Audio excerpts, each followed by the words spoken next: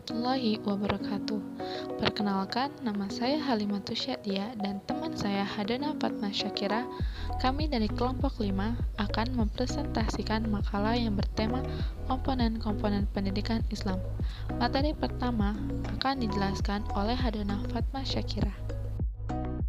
Komponen-komponen pendidikan Islam. Pendidikan merupakan suatu proses generasi muda untuk dapat menjalankan kehidupan dan memenuhi tujuan hidupnya secara efektif dan efisien. Pada dasarnya, pendidikan Islam memiliki komponen-komponen serta sistem yang terpadu untuk mencapai tujuan. Eksistensi ilmu pendidikan Islam selain sebagai tuntutan hidup, juga sebagai konsekuensi logis dari sifat dan karakter ajaran Islam. Pelaksanaan pendidikan agama Islam di sekolah masih menunjukkan keadaan yang memprihatinkan. Praktik pendidikan yang berlangsung saat ini di kalangan umat Islam belum sepenuhnya mengacu pada ilmu pendidikan Islam yang hakiki. Sehingga, perlu adanya tinjauan teoritis dalam mengaplikasikan sistem pendidikan Islam yang mengandung nilai-nilai kebenaran dari konsep ilahi. Pengertian.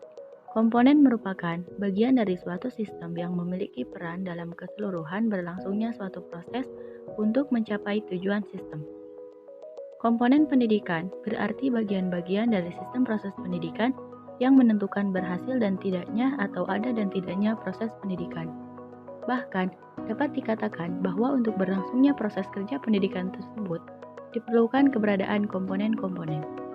Adapun komponen tersebut antara lain 1. Pendidikan, 2. Peserta didik, 3. Lingkungan pendidikan, 4. Materi pembelajaran, 5. Metode pendidikan, 6. Kurikulum pendidikan. Yang pertama itu pendidik. Pendidik adalah orang dewasa yang bertanggung jawab memberikan pertolongan kepada peserta didiknya dalam perkembangan jasmani dan rohani, agar mencapai tingkat kedewasaan mampu mandiri dalam melakukan tugas sebagai hamba dan khalifah Allah Subhanahu wa Ta'ala. Guru dalam konteks pendidikan Islami itu pendidik.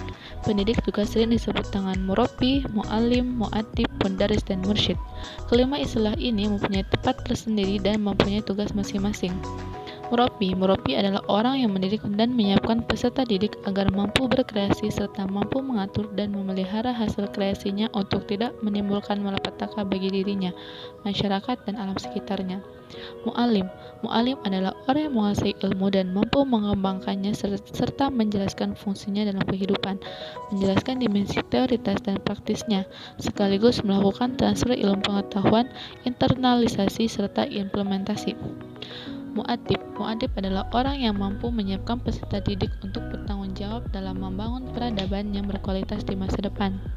Mudaris adalah orang yang memiliki kepekaan intelektual dan informasi serta memperbaharui pengetahuan dan keahliannya secara berkelanjutan dan berusaha mencerdaskan peserta didiknya, memberantas kebodohan mereka, serta melatih keterampilan sesuai dengan bakat, minat, dan kemampuannya.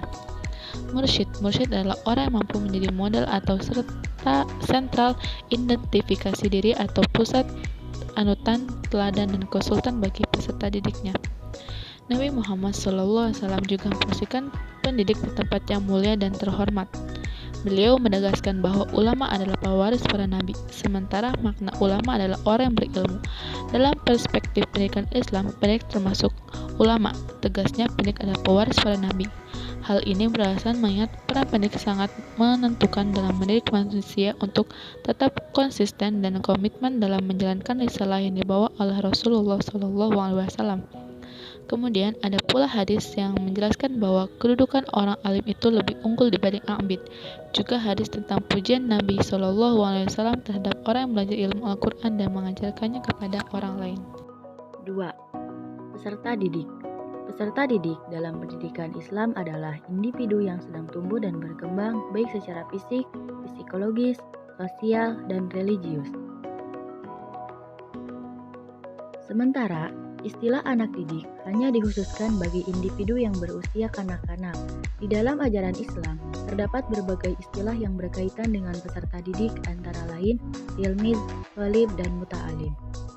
Dilihat dari segi usia, peserta didik dapat dibagi menjadi 5 tahapan. 1. Tahap asuhan, usia 0-2 tahun atau neonatus. Tahap ini dimulai dari sejak kelahiran sampai kira-kira 2 tahun. Pada tahap ini, individu belum mempunyai kesadaran dan daya intelektual. Ia hanya mampu menerima rangsangan yang bersifat biologis dan psikologis melalui air susu ibunya. Dalam ajaran Islam, terdapat tradisi keagamaan yang dapat diberlakukan kepada peserta didik, antara lain dengan memberi azan di telinga kanan dan iqomat di telinga kiri pada saat baru dilahirkan. Azan dan iqomat ibarat password untuk membuka sistem saraf. Selain itu juga, dilakukan akikah sebagai tanda syukur pengorbanan dan kepedulian terhadap bayinya. 2. Tahap jasmani, usia 2-12 tahun. Tahap ini disebut sebagai tahap kanak-kanak. Pada tahap ini, anak-anak mulai memiliki potensi biologis dan psikologis, sehingga anak-anak sudah mulai dapat dibina, dilatih, dibimbing, dan diberikan pelajaran dan pendidikan yang sesuai dengan bakat, minat, dan kemampuannya. 3. Tahap psikologis, usia 12-20 tahun. Tahap ini disebut juga fase tamyiz, yaitu fase di mana anak mulai mampu membedakan antara yang baik dan yang buruk, benar dan salah. Pada tahap ini, seorang anak sudah dapat dibina, dibimbing, dan dididik untuk melaksanakan tugas-tugas dan tanggung jawab. 4. Tahap dewasa, 20-30 tahun. Pada tahap ini, seseorang tidak lagi disebut anak-anak atau remaja, melainkan sudah disebut dewasa. Dalam arti yang sesungguhnya, yakni kedewasaan secara biologis, sosial, psikologis, religius, dan lain sebagainya. Pada fase ini, mereka sudah memiliki kematangan dalam bertindak, bersikap, dan mengambil keputusan untuk menentukan masa depannya. 5. Tahap bijaksana, 30 sampai akhir hayat. Pada fase ini, manusia telah menemukan jati dirinya, sehingga tindakannya sudah memiliki makna dan mengandung kebijaksanaan yang mampu memberi naungan dan perlindungan bagi orang lain. Pendidikan pada tahap ini dilakukan dengan cara mengajak mereka agar mengamalkan ilmu, keterampilan, pengalaman, dan harta benda untuk kepentingan masyarakat. Yang ketiga itu lingkungan pendidikan. Lingkungan pendidikan adalah segala sesuatu yang ada di sekitar manusia, baik berupa benda mati, makhluk hidup, ataupun peristiwa yang terjadi, termasuk kondisi masyarakat terutama yang dapat memberikan pengaruh kuat kepada individu. Lingkungan pendidikan merupakan lingkungan tempat berlangsungnya proses pendidikan yang merupakan bagian dari lingkungan sosial. Lingkungan pendidikan dibagi menjadi 3. Yang pertama itu lingkungan keluarga. Lingkungan keluarga secara umum bisa diartikan sebagai lingkungan yang paling pertama dan utama yang mempengaruhi perkembangan dan tingkah laku anak. Di dalam lingkungan keluarga, anak bisa mendapatkan kasih sayang, perhatian, bimbingan, dorongan, keteladanan, dan terpenuhi kebutuhan ekonomi dari orang tua yang membuat anak dapat mengembangkan segala potensi yang dimilikinya. Yang kedua, lingkungan sekolah. Lingkungan sekolah secara umum dapat diartikan sebagai suatu sarana belajar yang penting dan perlu ada dalam sebuah sekolah. Lingkungan sekolah adalah lingkungan pendidikan utama yang kedua setelah keluarga. Karena di lingkungan sekolah pada umumnya terdiri atas siswa, guru, administrator, konselor, dan tugas kepala sekolah yang hidup bersama dan melaksanakan pendidikan secara teratur dan terencana dengan baik. Lingkungan sekolah juga adalah salah satu faktor yang dapat mempengaruhi pertumbuhan dan perkembangan anak, terutama untuk kecerdasan. Jadi lingkungan sekolah adalah merupakan lingkungan yang dilakukan secara berkelanjutan dan teratur. Hal ini dapat membuat anak dapat mengembangkan kecerdasan dan potensi secara maksimal. Yang ketiga, lingkungan masyarakat. Lingkungan masyarakat merupakan kondisi yang di dalamnya terdapat manusia dan aktivitasnya. Lingkungan masyarakat itu dapat mempengaruhi kesejahteraan manusia dan tingkah laku manusia yang tinggal di dalamnya. Materi pembelajaran. Materi pendidikan memiliki kaitan yang erat dengan tujuan pendidikan. Isi pendidikan berkaitan dengan tujuan pendidikan dan berkaitan dengan manusia ideal yang dicita-citakan. Untuk mencapai manusia yang ideal, yang berkembang keseluruhan sosial, dan individu sebagai hakikat manusia, perlu diisi dengan bahan pendidikan. Dalam menentukan materi pembelajaran atau bahan ajar, tidak lepas dari filsafat dan teori pendidikan yang dikembangkan. Seperti telah dikemukakan di atas bahwa pengembangan kurikulum yang didasari filsafat klasik, perennialisme, esensialisme, eksistensialisme. Penguasaan materi pembelajaran menjadi hal yang utama. Dalam hal ini, materi pembelajaran disusun secara logis dan sistematis dalam bentuk teori, seperangkat konstruk atau konsep, definisi atau preposisi yang saling berhubungan yang menyajikan pendapat sistematik tentang gejala dengan menspesifikasi hubungan-hubungan antara variabel-variabel dengan maksud menjelaskan dan meramalkan gejala tersebut. Konsep suatu abstraksi yang dibentuk oleh organisasi dari kekhususan-kekhususan merupakan definisi singkat dari sekelompok fakta atau gejala. Generalisasi kesimpulan umum berdasarkan hal-hal yang khusus bersumber dari analisis, pendapat atau pembuktian dalam penelitian. Prinsip yaitu ide utama pola skema yang ada dalam materi yang mengembangkan hubungan antara beberapa konsep. Prosedur yaitu seri langkah yang berurutan dalam materi pembelajaran yang harus dilakukan peserta didik. Fakta sejumlah informasi khusus dalam materi yang dianggap penting terdiri dari terminologi, orang, dan tempat serta kejadian. Istilah kata-kata pembendaharaan yang baru dan khusus yang diperkenalkan dalam materi. Contoh atau ilustrasi yaitu hal atau tindakan atau proses yang bertujuan untuk memperjelas suatu uraian atau pendapat. Definisi yaitu penjelasan tentang makna atau pengertian tentang suatu hal atau kata dalam garis besarnya. Preposisi yaitu cara yang digunakan untuk menyampaikan materi pelajaran dalam upaya mencapai tujuan kurikulum. Yang kelima itu metode pembelajaran. Arti metode sendiri adalah cara atau jalan yang harus dilalui untuk mencapai tujuan. Metode pendidikan Islam dalam pelaksanaannya membutuhkan metode yang tepat untuk menghantarkan kegiatan kependidikannya ke arah tujuan yang dicita-citakan. Bagaimana baik dan sempurnanya kurikulum pendidikan Islam, ia tidak akan berarti apa-apa manakala tidak memiliki metode atau cara yang tepat dalam mentransformasikannya kepada peserta didik. Adapun metode yang digunakan oleh Dr. Haji Nur Uhbiati yang mengutip dari Muhammad Qutb di dalam bukunya Minhajut Tarbiyah Islamiyah menyatakan bahwa teknik metode pendidikan Islam itu ada 8 macam. Yang pertama, pendidikan melalui teladan, yaitu merupakan salah satu teknik pendidikan yang efektif dan sukses. Yang kedua, pendidikan melalui nasihat. Di dalam jiwa terdapat pembawaan untuk terpengaruh oleh kata-kata yang didengar. Pembawaan itu biasanya tidak tetap dan oleh karena itu kata-kata harus diulang-ulang. Yang ketiga, pendidikan melalui hukuman. Apabila teladan dan nasihat tidak mempan, maka letakkanlah persoalan di tempat yang benar. Tindakan tegas itu adalah hukuman. Hukuman sebenarnya tidak mutlak diperlukan. Ada juga orang-orang yang cukup dengan teladan dan nasihat saja. Yang keempat, pendidikan melalui cerita. Cerita mempunyai daya tarik yang menyentuh perasaan manusia, sebab bagaimanapun cerita sudah merajut hati manusia dan akan mempengaruhi kehidupan mereka.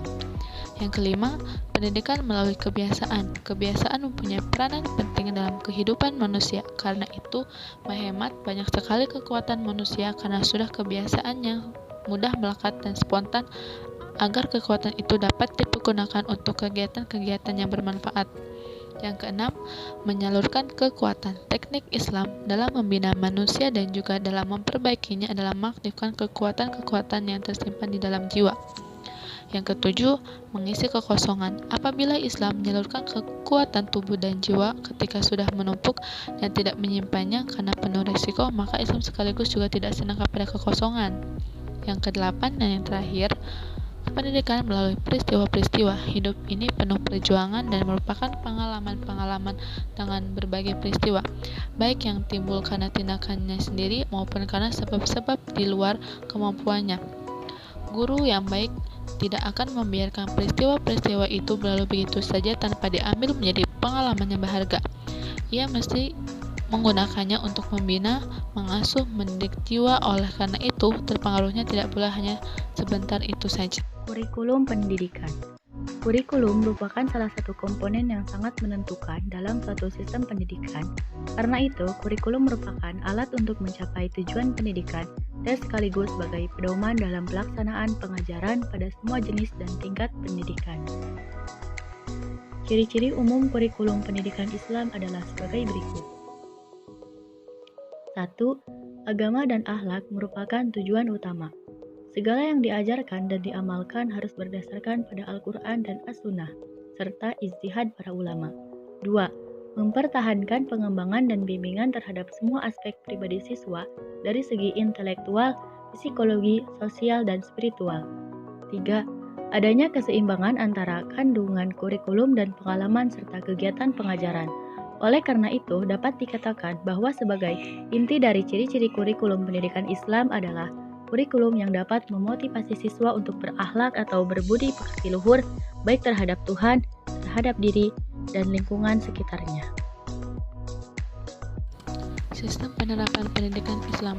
Islam dalam melakukan pendidikan adalah melalui pendekatan yang menyeluruh terhadap wujud manusia, sehingga tidak ada yang tertinggal dan terabaikan sedikit pun, baik segi jasmani maupun segi rohani, baik kehidupan secara fisik maupun kehidupan secara mental dan segala kegiatannya di bumi.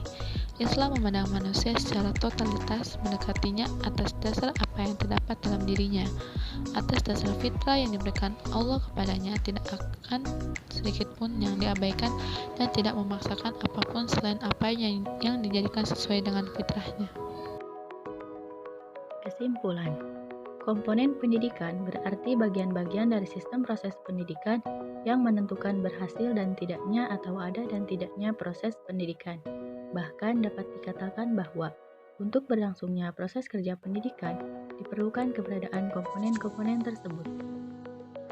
Karena apabila salah satu di antara ketiga komponen ini tidak ada, maka proses pendidikan Islam tidak dapat berjalan. Berbagai komponen atau aspek tersebut antara lain pendidik, peserta didik, lingkungan pendidikan, materi pembelajaran, metode pendidikan, dan kurikulum pendidikan. Menurut sistem penerapan pendidikan Islam yang seharusnya adalah suatu keseluruhan yang terdiri dari komponen-komponen yang masing-masing bekerja sendiri dalam fungsinya. Berkaitan dengan itu, dari komponen lainnya yang secara terpadu bergerak menuju ke arah satu tujuan yang telah ditetapkan. Islam memandang manusia secara totalitas, mendekatinya atas dasar apa yang terdapat dalam dirinya, atas dasar fitrah yang diberikan Allah kepadanya. Saran. Dari pembahasan makalah di atas, sudah selayaknya lembaga pendidikan Islam bisa mengaplikasikan sistem pendidikan Islam dalam proses pendidikan, sehingga kelak akan memunculkan generasi-generasi yang memiliki kecerdasan intelektual dan spiritual. Sekian dan terima kasih. Mungkin ini saja presentasi dari kelompok 5. Kurang lebihnya mohon maaf. Wassalamualaikum warahmatullahi wabarakatuh.